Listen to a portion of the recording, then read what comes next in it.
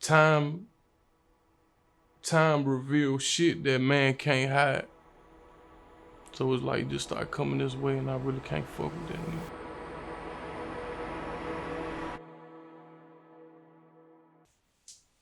Can you introduce yourself to us? My name Young Mo. I'm from Alexandria, Virginia. Um, where you originally from? Cairo, Egypt. Were you born here in the States? Nah, I was born in Cairo, Egypt. I came here when I was like 3. What was that like? Like, just was that transition like hard growing up, knowing that like you wasn't from here initially? Like, can you tell us a little bit about that? It was y'all tough, not, you know what I'm saying? Like growing up, not speaking English. And I was brought here into America as a little girl. Like they snuck me in here. My whole family came here first, and then I was left back home, and then I was brought over here. Hmm. How do you find that story out? Like, folks told you? Yeah, Respect, respect. So when y'all moved like over here to the States, like where did y'all first move to? Straight to Virginia? yeah. We came straight to Virginia. My uncle had a extra apartment. We stayed in there for about a year. We moved around a whole lot, like we stayed in there for like a year, and then everything else we probably gave it like 3 months. Respect. Like, can you describe the neighborhood you moved in? Was it kind of a little tough, or did you? Or it was kind of okay? Nah, the first neighborhood we went to, it wasn't so tough. It was a cool, like it was kind of luxurious. It was in like Falls Church, the apartment that my uncle had let us stay in. But then after that, then we moved to Alexandria on the west side where it got tough. It got rough. Okay. So seeing as though that you weren't even born here, you had to kind of go through so much of a challenge in the sense of just getting over here as a baby. Like, how do you describe your childhood growing up once you was over here? I wouldn't say it was like too tough or rough, but it was just like I was never gonna be shit because I came here illegally. So it was like, fuck, I'm gonna go to school for. I ain't got no social security number and all that. I'd never be able to go to college. I'd never be able to get a job or none of that shit. We ain't had no green card. I ain't get a green card till like maybe like a year and a half ago, 2 years. Like right when Corona hit, that's when I got my green card. I was just about to start moving around, and then Corona hit. So like, what was that like, knowing that you were like illegal? Like, so y'all kind of had to resort to other means, Yeah, that right? was the toughest part of my childhood, not being legal. My pops rolled out on her, and then my mom ain't had no green card, so she couldn't get no job. So like, and we Muslim, so the resort to get the food, we had to go in the church to get food. You know what I'm saying? So that was probably the toughest part. And then going to juvenile is like every time I probably been to juvenile detention center probably like 10, 15 times. And every time I go in, I'll be like, that's my last time. I ain't never getting out. I'm going to get deported. But I give them the same story. My pops rolled out. I ain't got my social security number. I don't know what it is. They be like, okay, we'll get it later. And then right when it's time for me to get released, I'm just praying, like, hopefully they don't ask me again. Boom, then I get out. But then when I went to jail for driving without a license as an adult, they like, the intake was like, you got a phone call right when I was getting released. They're like, where your social security? I told them the same story. They're like, how many years you think you're gonna run with that? Stay put, immigration, we coming to get you. And I sat in there for like 8 months. I got a bond. Um, they don't really got bond for immigration, but come to find out there was one in Vegas, and my partner Scoot and my older brother had found them, and then they were fans of my music. They little brother was fans of my music, so the bond was like 125,000. Immigration, there's no 10%. You got to pay the whole thing.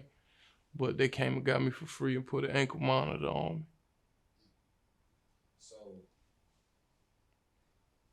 you mentioned like your father rolled out. How old were you when he did that? Somewhere between like 10 to 12. Did you ever have any I know why he left. Like being Muslim, like they real strict on drugs. Like so, here my mother had found like a bag of weed in my pocket. It like a little dub bag or something or some Reggie. And then he like, fuck that, my kids ain't about to grow up and be no drug addicts or nothing. Pack up, we going back to Egypt. And then my mother was like, nah, we not leaving. He like, all right, we not leaving, will you keep them and I'm gonna roll out. And that's what it was. How did that affect you?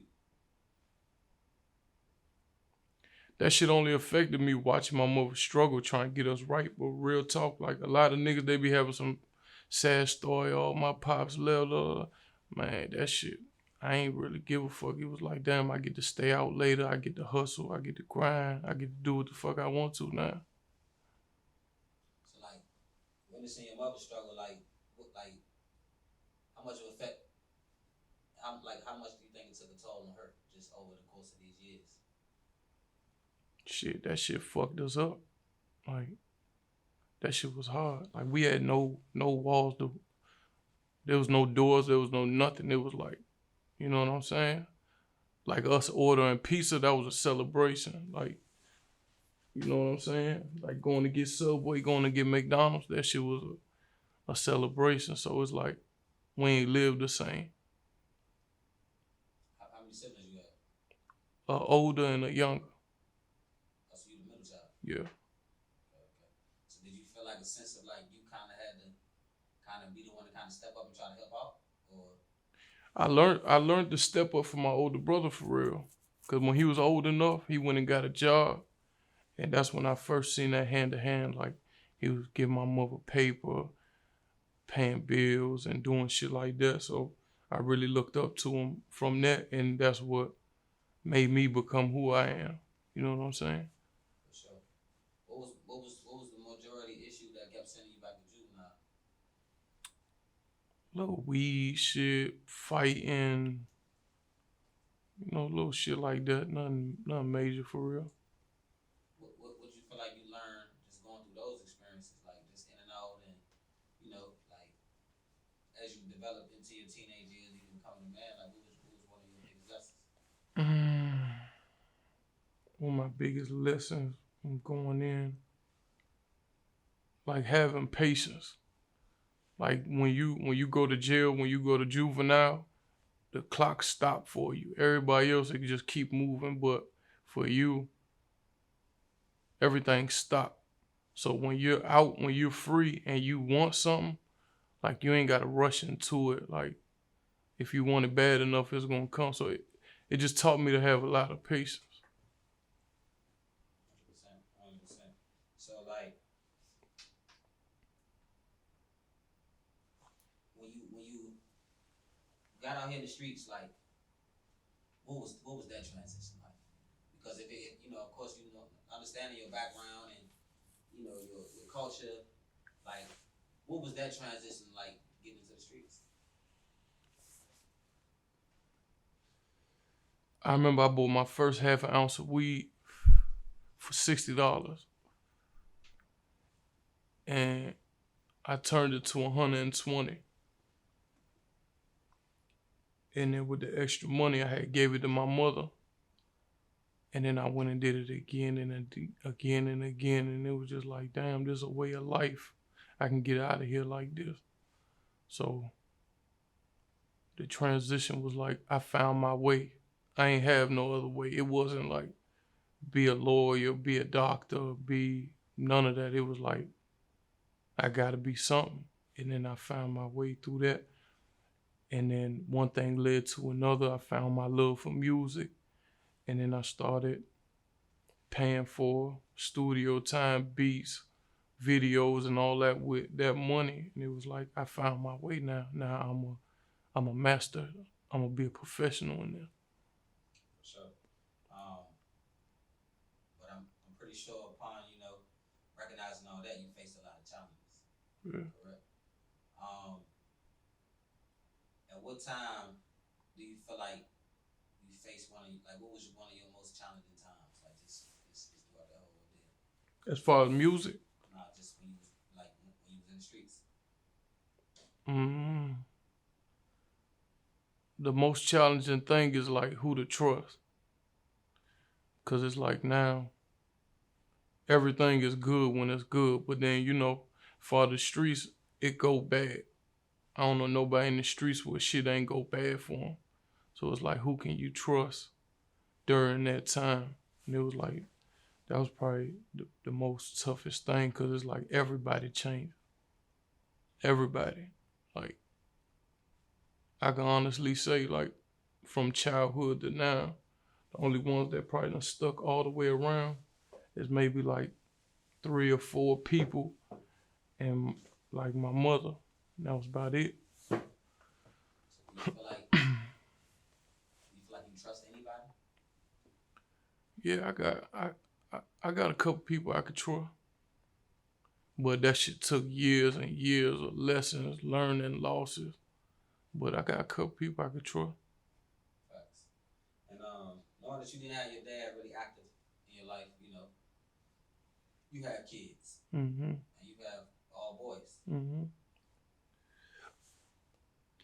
How do you go about being in their life different and help molding them when you never had that? How do you do it? Man, I made a lot of mistakes that I shouldn't have made. As far as having multiple kids with multiple women. But if I had somebody in my ear like, hey, look, this will come from it. This what's gonna happen if you do that. I wouldn't have went through that.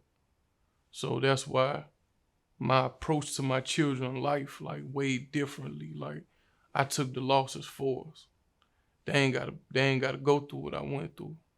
You know what I'm saying? And it's like, and to a sense, I kind of appreciate my father not being there because it taught me things like it put me in a position that I wouldn't have been if I had a father. You know what I'm saying? And even now, me and my pop's relationship A1 because now that I'm a father, I'm a baby father. I understand the kind of things that women do. I never let that push me away from my children, but for some reason he did. But like I understand the kind of things women do. So, we men now. Like that's my partner, that's my homie, that's my dog, that's my pop. 100%, 100%. Coming from, the area that we come from, by our areas being very close to each other and being very similar, um, gun violence is real where we from. Yeah. It's like a lot of cities and a lot of places. Have you ever experienced any losses to gun violence? Mm-hmm. And which one kind of stood out to you the most?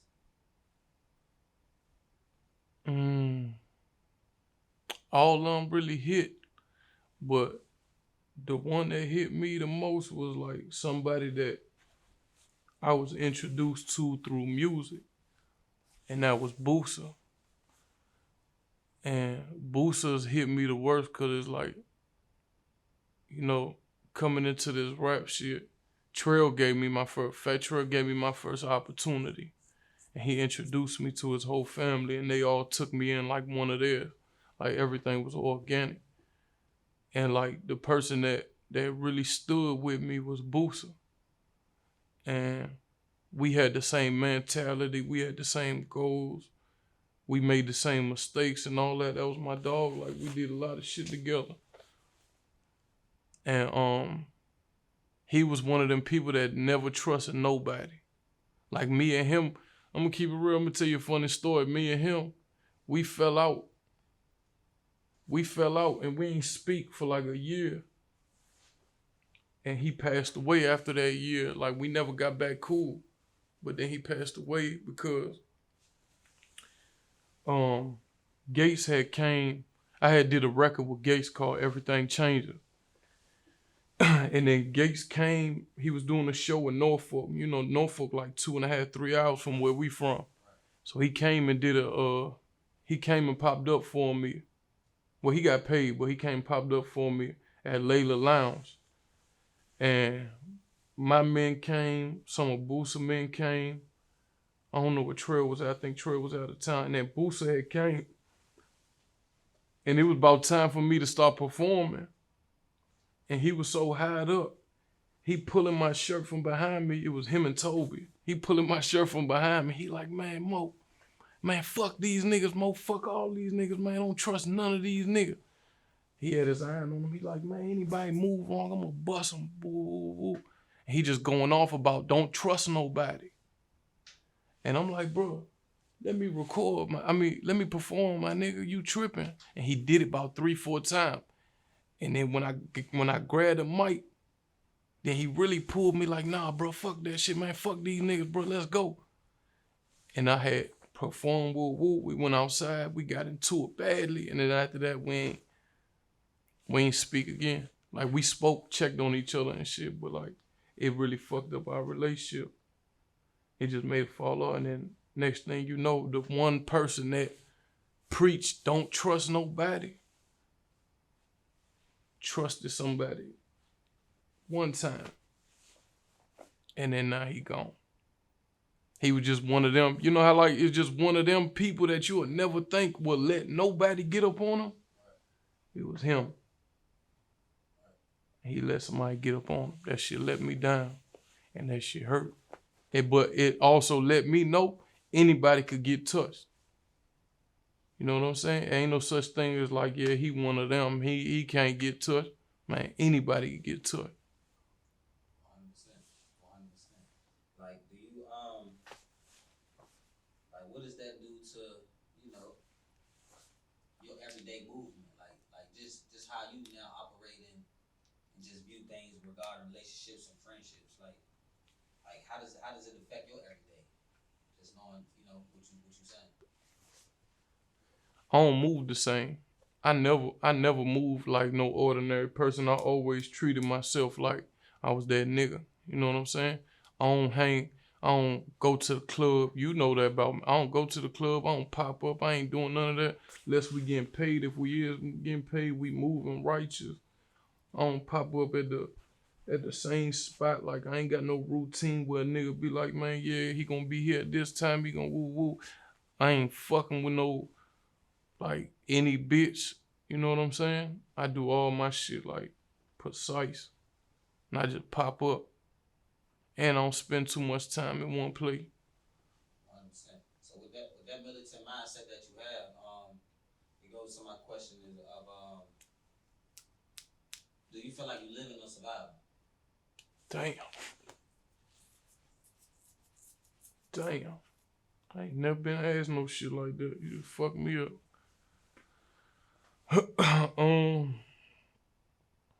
I gotta say both.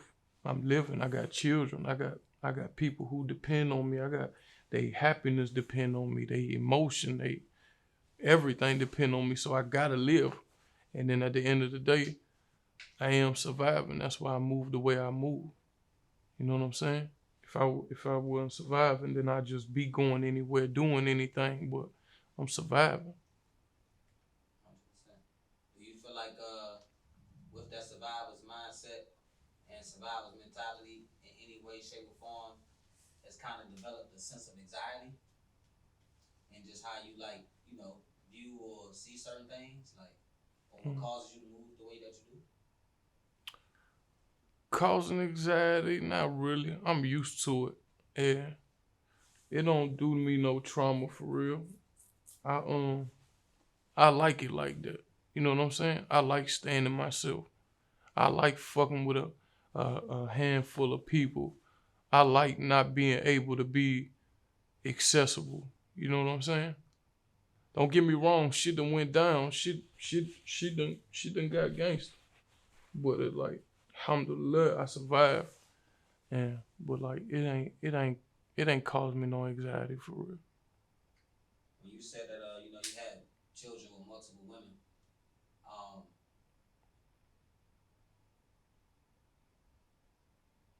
on a scale of 1 to 10, in those mistakes that you made, like what's your concept and idea of love regarding females? Man, my shit fucked up for real, but if I could trust you, I could love you. You know what I'm saying? I care for trust more than I care for love for real. You know, a man in America, a man is one of the only individuals that don't get loved properly. So us as men, we gotta accept that. We get sick, like we not being nurtured or none of that shit for real. I feel like the only people who get real love in America is children, women, and dogs. You know what I'm saying? But like, so I learned to accept it as a man. You know what I'm saying? That I take trust over love. You know what I'm saying? Cause a man could get love, don't get me wrong. But guess what? You gotta have one thing. And that's money. And that's just my opinion on it. So do you feel like if a man doesn't have any money, then he truly won't be valued? He ain't gonna be loved the same. You think a bad bit, you could say a nigga with some money go find him a bitch that got nothing and turn up. But you'll rarely find a bitch with some money that go find a bum and turn them up. Respect. Respect. Yeah. So with that mentality, like, do you ever think that settling down or getting married and all that makes sense? Hell yeah. That's the goal. That's what I'm grinding for. I get me 1-2 good summers through this rap shit. Give me some music money. Go give me a big ass house and give me a lady and raise all my children under one roof. That's the goal. Somebody I could trust. You know what I'm saying? 100%. Yeah. 100%. How are you gonna like mold your sons and when they'll start meeting women? Do you want them to have the same mentality? Yup. They gotta get somebody that they can trust first, and then find somebody that they know will love them. You know what I'm saying? Cause somebody could love you and still do you dirty. But if that trust installed, like somebody that you know, most of the people that really are loyal aren't talking about being loyal. Like the most loyal person to me to this day is probably Scoop. I talk about him a lot in my music. Scoop don't talk. He don't talk. He just finished a 5-year bid. The judge asked him, "You want to say anything?" Everybody was up there, motherfucker. No disrespect to them, but like that's what they supposed to do. They like, I apologize to the court. I apologize. Did something better in my life. He said nah and took his time. You know what I'm saying? But he just don't talk. He just do. When the kids need him, he there. I fucked up. Bills ain't paid. He just, you know what I'm saying? Before he dropped me off, like, just need to get done, mom, do that. You know what I'm saying? Somebody I can go to for some advice. Hey, bro, man, this bitch ass nigga, woo. Man, if I do this, am I being too emotional? Hey, bro, just kick back, let it be what it be. You know what I'm saying? So when you are down or going through it, when stuff ain't going all the way right, how do you go about handling your problems mentally? Man, I keep swinging. I don't do no drugs. I got my little nicotine right here.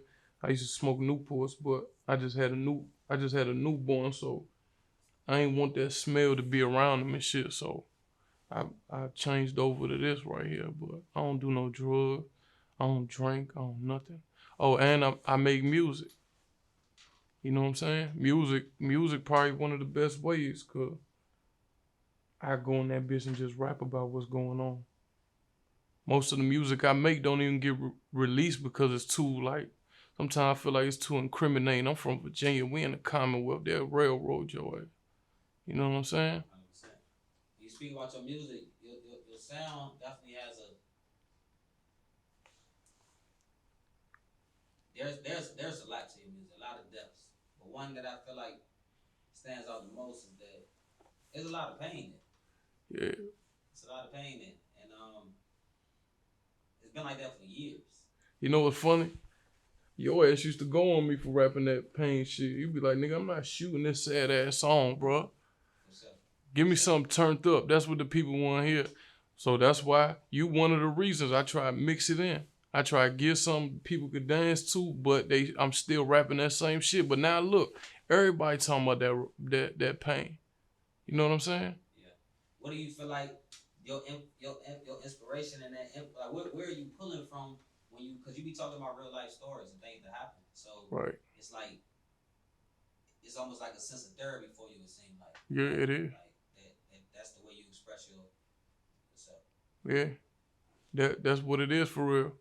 I yeah, it's therapy. I go in there and I just start making a melody and then I put some words behind it and then you know what I'm saying? On my way home, I run that bitch back like 10, 15 times and then I know if it's gonna go or no. Do you ever have you ever thought about like conventional therapy ever? No, Why not? I can't have nobody. Like I don't want anybody hearing this to not go do it because I'm saying I'm not doing it, but me personally, can't nobody tell me about me. You know what I'm saying? I got some good people in my corner right now that been through the same shit that I've been through. Like one person I take real advice from is a brother. His name Big Leif. He owned the shoe store, Legend Kicks. It's in Arlington, Virginia, and he kind of been through the same upbringing and everything that I've been through. We damn near from the same neighborhood, and it's like I take advice from him. That's the closest that I do, but I can't let nobody that ain't live the same life I live give me no advice like do it like this, do it like that. Can't nobody tell Jay-Z to get where you at, you need to certain thing. A mistake will put you on. You know what I'm saying? So it's like you can't tell me what God got planned for me, what Allah got planned for me. I gotta live through it. And knowing that you are religious as you are, and staying fast on your faith, how do you balance out your moral decisions that conflict with your religious beliefs? That's a good question, bro. Man,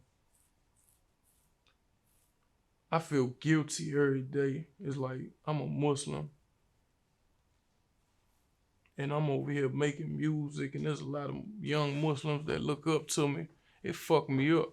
It's real, like it's real, like that shit get draining. But it's like,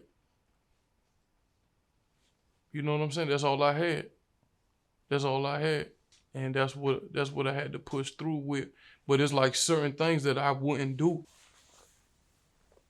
So man, I know that at one point in time you had a situation where you're dealing with with Kevin Gates. Um, I was really close. You know what I'm saying? I seen the interactions, just y'all relationship building and stuff like that. But of course lately, I ain't been seeing y'all together no more. Like what's going on? Um,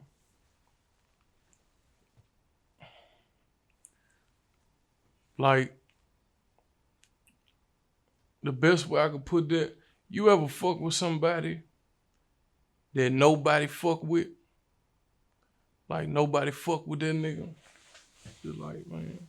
But then as time goes by, like, and you stood by that person, as time goes by, you see the flaws and you see why a lot of people fall off with that person. It starts coming like time time reveals shit that man can't hide. So it's like just start coming this way and I really can't fuck with that nigga. You know what I'm saying? I ain't gonna like try to fuck that man character up and all that, cause at the end of the day, we did do a record and that shit did put some money in my pocket, so I'm forever grateful for that, but I don't really fuck with that nigga. I mean, and I know a lot of reasons why. Main reason why I ask you that because I know that it's a hard transition and dealing with possibly a lot of industry people, of course, coming from the background that we come from, that it's only with so many flaws can be in a sense accepted, Right, or one person would want to deal with. So right. like after that situation, like how do you feel just about like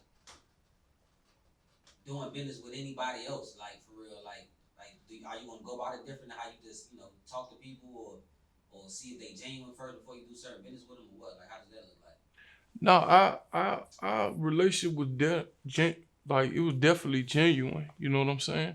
But it was just like, nah, I ain't letting no nigga like play with me or anything like that. But it definitely did make me not want, you know what I'm saying, reach out to these big artists or try to do, you know what I'm saying, music with these niggas. A lot of them be weird.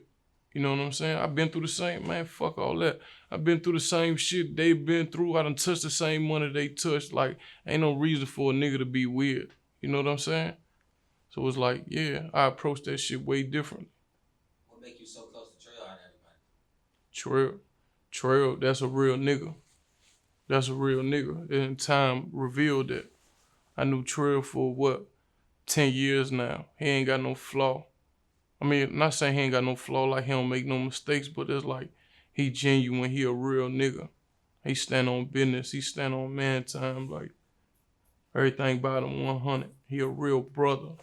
Like ain't nothing you gotta question or none of that shit. So, of course, by you being from Virginia, and, bro, being from the city, like, we know how it is where, you know, growing up, they always try to make it seem like, They play everybody with else, us. yeah, everybody else I is, earned my strike. I ain't never give nobody no. That's what they respected about me, and I stand on that I'm from Virginia. A lot of people they play that. Oh man, I'm from the city. They talk. They say slang words from the city. They call each other mo. They call each other. They do this and all. I stand on what I stand on from Virginia, and I ain't letting nobody play with me. 100%. 100%. So, like, has it been any conflict just by bro, being so close? Like, you know what I'm saying? Me and Trill, Yeah, like, was it ever any conflict with you, in the city where, like, that kind of conflict, like, y'all relationship conflicted with other relationships and shit? well, if I'm understanding it correctly, like I done inherited his beef. He done inherited like the, some issues I done had, but like conflicted relationships, like nah. So so people that don't know, when you in the streets and you inherit certain problems of people you close with, like, explain that. If you fuck with somebody, if you from the streets and you fuck with somebody from the streets, 9 times out of 10, if they got issues with some other people from the streets, them other people that they got issues with gonna have an issue with you too. Because they understand you not letting nothing happen to that person. So guess who they gotta go through to get to that person? They gotta get through you too. And if they do something to that person, they gotta, you know what I'm saying? There's repercussions that come behind that. If we out together and somebody, which, we ain't gonna speak on it, but where somebody tries something, it's going down. Sure. I'm going all out for my brother, like for real. And a lot of times those repercussions kind of involve in, of course, like we mentioned earlier, gun violence. Like, have you ever experienced any shootout or any type of situation regarding your life? Fuck yeah. How did that, like, have I you ever probably had one shootout that was like mainly me. Like it was like my shit. But like everything else came from other beef that I inherited. I don't really be on no beef and shit though, fool. I ain't got no like issues with nobody or none of that. I be on some real, like I fuck with the real business mind framed people. Most of them be street, but it's like it be all business for real. It don't be like, man, I'm coming to your neighborhood to kick it. Nah. It's like I fuck with people that's like real on some business shit. have you ever been shot before? Yeah, I got shot. I'm gonna keep it gangster with you, nigga. I hit myself. I hit myself right here. I had my partner. Like me and my partner shot each other cause I ain't about to tell the story cause it's going we was young though, but it's gonna influence a lot of young people to go do it for the reason that we did it for, but I had him shoot me and I shot him.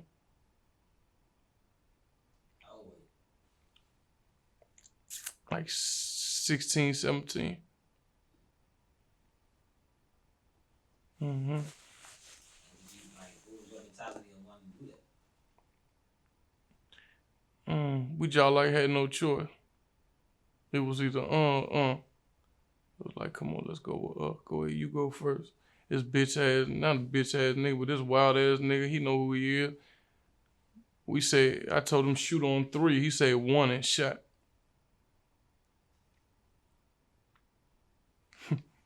Fuck me up. So he ain't give you like no surprise no more. Nah, nigga, you supposed to count to three. Are y'all still friends today? Yeah, that's my brother. Respect, respect. And speaking of all these affiliations and these ties and your close relationships, like we know about the street code of like snitch word. Right. Like, have you ever experienced having any friendships that may have snitched? Mm, at juvenile, yeah. It taught me early. I learned about that in juvenile when our partners really ain't stand. But that's about it. 100%, 100%. And like, how do you? I know you say you don't beef or anything like that, but like, how do you view disrespect? Like, what is your take on disrespect and respect, or disrespect period? Uh, my view on disrespect is like,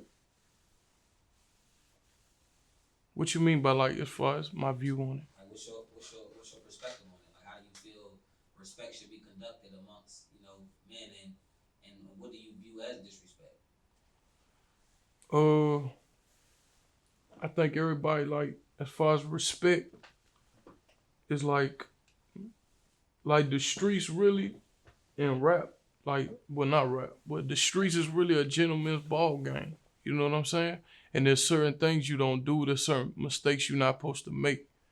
And when you cross that line, there's no coming back from it. You know what I'm saying? Like, so respect is a big, like, is real important to me.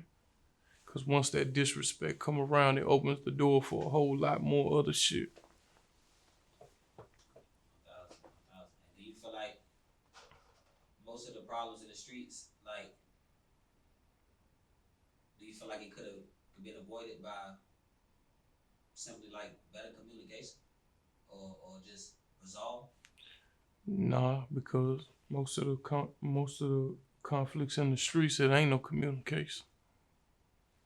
It ain't no talking it out. It ain't no point of view. It ain't no nothing. Most of the beefs that even like with Trill, most of the beef that we inherited, he inherited. Like, nigga, they got beef going on from 1988, like before nigga was born. Niggas was just born into it. You know what I'm saying? And they just picked up where the other ones left off, and it's just like it's too late. Do you feel like this cycle will just repeat itself even when you're not here no more? Yeah, yeah. It ain't no like, there's no big homies to, you know what I'm saying, to put that shit apart. And it's like some things just go too far. You know what I'm saying? So it's like this shit kind of put people in a position to where if you squash the beef, you turning on your own people. Not even saying with me or anybody around me, but just speaking in general. Say a nigga kill one of your partners get killed, and you real close with his family members. They family members, they not squashing that shit. They not letting it go. They forever in pain. And now you squash it. Now you cool with them. So you either turn your back on the family. It just a lose lose. So that's why I feel like the cycle gonna forever repeat itself. Like, I hate that it be like that, but I'm not gonna sit here and lie to you. Um, how would you feel like if your sons assume the same path and position? I'm gonna do everything I can for them not to even be around that. You know what I'm saying? But like, I'm a man at the end of the day, and I understand. Shit don't always go the way you want it to go. So if they're gonna play the game, they're gonna play it like a gentleman. 100%. 100%. Man, the cycle that's repeated, it's like it's worldwide. Like, it goes on everywhere, and especially not Right. just in our area and stuff like that. What do you feel like, can help the community and just help, these type of cycles to be broke? Like, what do you, if you could say it in one word, what do you think can help change all of this? Opportunities. Opportunities for these kids. Goals. Somebody from each neighborhood to really step up. You got somebody from each neighborhood already stepping up to talk, to go on Instagram, talking about all these kids. How about somebody from each neighborhood to really sit there and give them opportunities instead of letting them be outside till 3, 4 o'clock in the morning, getting high, selling drugs, doing whatever they do, and then niggas get bored, they go spin. And you know what I'm saying? So giving them opportunities, giving them shit to look forward to, teaching them stuff. Can't just throw these kids out there in the jungle and expect for them not to be what they grow up to be. It's like you gotta change. Like it start with us for real. 100%. And what's your biggest message that you want to, give to people that look up to you and shit? Man, work harder than everybody and don't depend on nobody. And get yourself about this shit. Stack up every penny in order to build a house. It's brick by brick. Be patient. Don't nothing happen overnight. Be willing to invest in yourself for whatever your dream gonna be. Don't take no directions from people who are blind to life. Learn your own path and choose who you affiliate with. Choose who you fuck with real wisely. 100%. Well, Mo, covered 100 today, man. And yeah, man, definitely appreciate your words. Appreciate your, conversation, and man, definitely appreciate you for coming through. Man, I appreciate you, bro. We forever 100. For sure. Life.